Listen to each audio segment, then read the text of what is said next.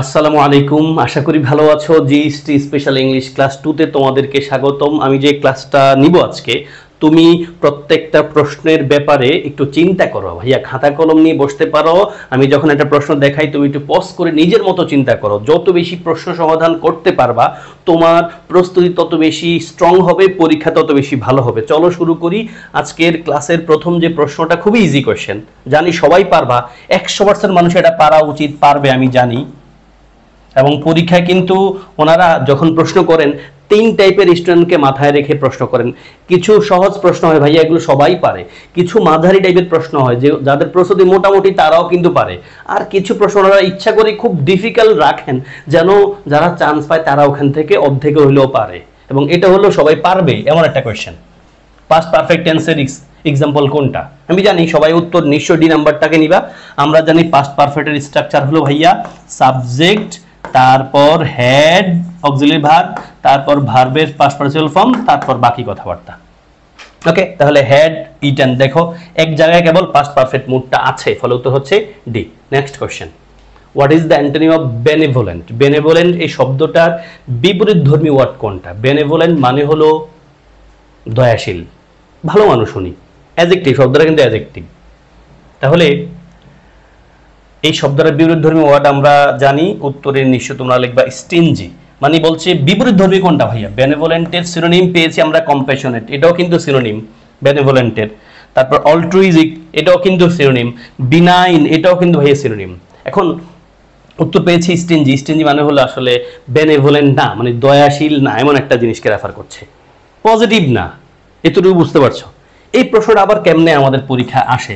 বিশেষ করে এই টাইপের প্রশ্নটা আমরা রাজশাহীতে একবার দেখেছি, জাহাঙ্গীরনগর ইউনিভার্সিটিতে প্রায়শই দেখা যায়।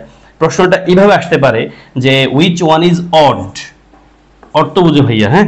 আমি যদি একটু দেই অড, অড মানে কি জানো তো? অড অড মানে হলো এই চারটার মধ্যে কোনটা একটু ব্যতিক্রম ধর্মী। তাহলে যদি প্রশ্ন আসে, ধরো এই বেনেভোলেন্ট দিল না, দিল উইচ ওয়ান ইজ অড, তখন আমরা দেখবো এই বি সি ডি তিনটার অর্থ একরকম আর এটার অর্থ আরেক রকম, তো ফলে এটা হলো আমাদের অড। তাহলে বেনেভোলেন্ট মানে দয়ালু। তাহলে আমরা বেনেভোলেন্টের 3টা সিনোনিম এখানে পেয়েছি, কম্প্যাশনেট, অল্ট্রুইজিক এবং বিনাইন। আর স্ট্রেঞ্জি শব্দটা হলো বেনেভোলেন্টের বিপরীতধর্মী word. Next, what is the antonym of ponder? Ponder শব্দটার বিপরীতধর্মী ওয়ার্ড কি? পন্ডার শব্দটা থিঙ্ক শব্দ, একটু থিঙ্ক শব্দের ডিপার ভার্সন। থিঙ্ক মানে চিন্তা করা, পন্ডার মানে গভীরভাবে চিন্তা করা। চিন্তা করো ভাইয়া, তুমি কোনো একটা বিষয় যদি গভীরভাবে চিন্তা করো, তার মানে তুমি ওই জিনিসটার রেসপেক্ট করো। যেমন আমি তোমাদের জন্য ক্লাস নেওয়ার ব্যাপারে একটু পন্ডার করছি, মানে গভীরভাবে চিন্তা করছি, তার মানে আমি তোমাদের ব্যাপারে কেয়ারফুল, আমি তোমাদেরকে সম্মানও করি। এখন বলছে পন্ডার শব্দ বিরোধী ওয়ার্ড কোনটা? উত্তর পেয়ে গেছো নিশ্চয়ই আমার কথার ধরে।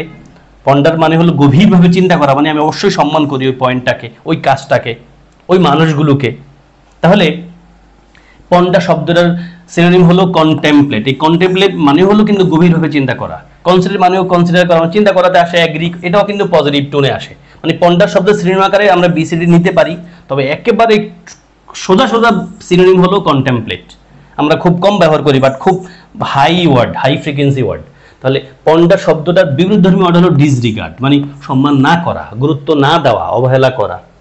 Next, the masculine form of the word spinster. Easy question, সবাই পারা উচিত। স্পিনস্টার শব্দটার বিরুদ্ধধর্মী ওয়ার্ড কি? সবাই পারে এই জিনিস। মেসকুলিন মানে হলো পুরুষবাচক শব্দ কোনটা? এই স্পিনস্টার শব্দটার বিরুদ্ধধর্মী মানে পুরুষবাচক শব্দ কোনটা? স্পিনস্টার শব্দটা মহিলাবাচক, মানে ফেমিনিন জেন্ডার। মেসকুলিন জেন্ডার কোনটা এই চারটার মাঝে? অবশ্যই তোমরা জানো ব্যাচেলর। ব্যাচেলর শব্দটা হলো মেসকুলিন আর ফেমিনিন হলো স্পিনস্টার। Next, cycling is certainly healthier than driving. Here the word certainly, certainly শব্দটা কোন parts of speech? Adjective, adverb, interjection, preposition. এটা খুব ভালো একটা বাক্য ইন টার্মস অফ কি ভাইয়া? প্যারালেলিজম। প্যারালেলিজম দেখো, সমান সমান।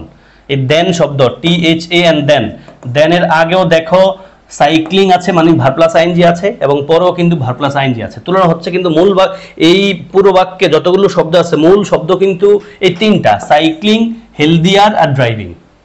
তাহলে দেন শব্দটার আগেও সাইক্লিং, পরেও ড্রাইভিং, মানে প্যারালাল প্যাটার্নটা আছে। বাকে বলছে সাইক্লিং অবশ্যই ড্রাইভিং এর চেয়ে বেশি হেলদিয়ার, কম্পিটিটিভ মোডে আছে। তাহলে সার্টেনলি শব্দের কোন পার্টস অফ স্পিচ? আমি জানি ইতিমধ্যে সবাই বের করে ফেলেছো, সার্টেনলি শব্দটা অবশ্যই adverb. Next, Kamal comma a bright student comma studying for an engineering degree lives in a hall of residence. এখানে এই পুরো বাক্যটাকে কমপ্লেক্স, সিম্পল, কন্ট্রাক্টেড না কম্পাউন্ড কোনটা বললো ভাইয়া? কন্ট্রাক্টেড নাম আমরা কিছু পড়ি না, সিম্পল, কমপ্লেক্স, কম্পাউন্ড, এবিসি কোনটা নিবা? এটা সবার অবশ্যই হওয়া উচিত। কার কার হয় আমাদের কমেন্টে জানাবা। এই প্রশ্নটা যাদের হবে আমার এন্ড থেকে একটা মানে লাভ ব্রেক নিবা, মানে দোয়া। আমি বুঝি তুমি আমার প্রথম ক্লাসটা মনোযোগ দিয়ে করে এসছো। অবশ্যই এই প্রশ্নের উত্তরে আমরা নিব, যেহেতু স্টাডিং একটা ভার পাচ্ছি, আবার লিভস একটা ভার পাচ্ছি, ফলে আমাদের কাছে মনে হতে পারে বাক্যটা কমপ্লেক্স বা কম্পাউন্ড। আনফরচুনেটলি ভাইয়া এই বাক্যটা একটা সিম্পল সেন্টেন্স। যাদের সিম্পল হয়েছে তারা আমার কাছ থেকে এটা নিবা, জানাইবে আমার কার কার হয়েছে। কেন ভাইয়া? যাদের ভুল হয়েছে অসুবিধা নাই, আসো। আমি বলেছিলাম সিম্পল সেন্টেন্সে একটাই ফাইনাইট ভার্ব থাকবে, কমপ্লেক্স কম্পাউন্ডে দুটা করে ফাইনাইট ভার্ব থাকবে, বাট কমপ্লেক্সে একটা সাবঅর্ডিনেট থাকবে, কম্পাউন্ডে দুপাশে দুটো স্বাধীন বাক্য থাকবে। এখন এখানে সিম্পল বলার কারণটা হলো, দেখো পুরো বাক্য পড়ো, কামাল আ bright student studying for an engineering degree lives in a hall of residence. পুরো বাক্যে ভার্ব দেখলে তোমার কাছে মনে হয় এই লিভসটারে আর স্টাডিং রে। এখন ভাইয়া স্টাডিংটারে তুমি কি ফাইনাইট ভার্ব ধরবা?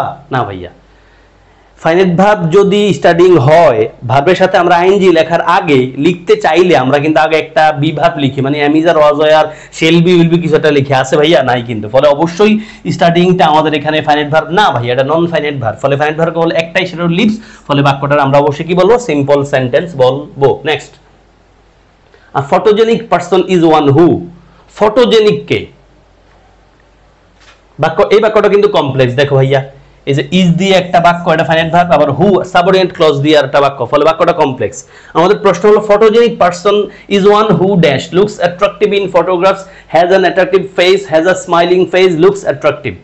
ফটোজেনিক পারসন কে? আমি জানি তোমরা অনেকেই বা সবাই ফটোজেনিক, এখনকার তোমরা জেনজি মানুষ, সবাই ভালো ছবি তুলতে পারো। হাউএভার আমি কিন্তু পারি না, আমি ছবি তুলিও না সেই অর্থে, আর তুললো আসলে আমার ছবিতে ভালো দেখায়ও না।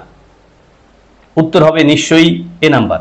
A photogenic person is one who looks attractive in photographs.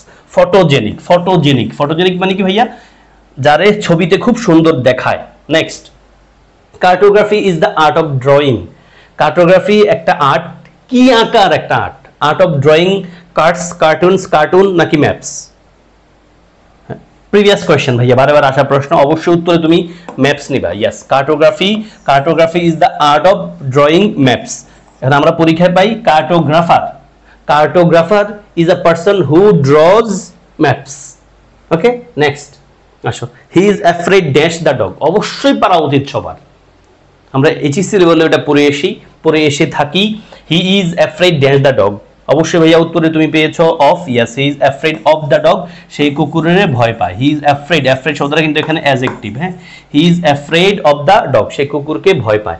Then I shall do it dash pleasure. আমি এটা করব ড্যাশ প্লেজার, প্লেজার মানে আনন্দ। তাহলে বাক্যের অর্থের সাথে মিলাইলে এই পেরে যাওয়ার কথা, এটা কিন্তু মানে ওই ফিক্সড প্রিপোজিশন না, অ্যাপ্রোপ্রিয়েট প্রিপোজিশন না, এটা হলো একবারে বাংলা অর্থ করেই আমরা বের করে ফেলতে পারি। তাহলে উত্তরে আমি নিশ্চয়ই জানি তোমরা উত্তর পেয়েছো with pleasure. Yes, I shall do ইট, আমি এটা করব উইথ প্লেজার মানে আনন্দ সহকারে। আই শ্যাল ডু ইট, আমি এটা করব উইথ প্লেজার, আনন্দ সহকারে। এই ছিল তোমাদের জন্য আজকের ক্লাস। আশা করি ক্লাস করে উপকার পেয়েছো। বন্ধুদেরকে অবশ্যই শেয়ার করে দেখার সুযোগ করে দিও, ক্লাসে রিঅ্যাকশন দিও। তোমাদের রেসপন্সের উপর ভিত্তি করে আমি নেক্সট ক্লাসগুলোর ব্যাপারে চিন্তা করব। আসসালামু আলাইকুম ওয়া রাহমাতুল্লাহ।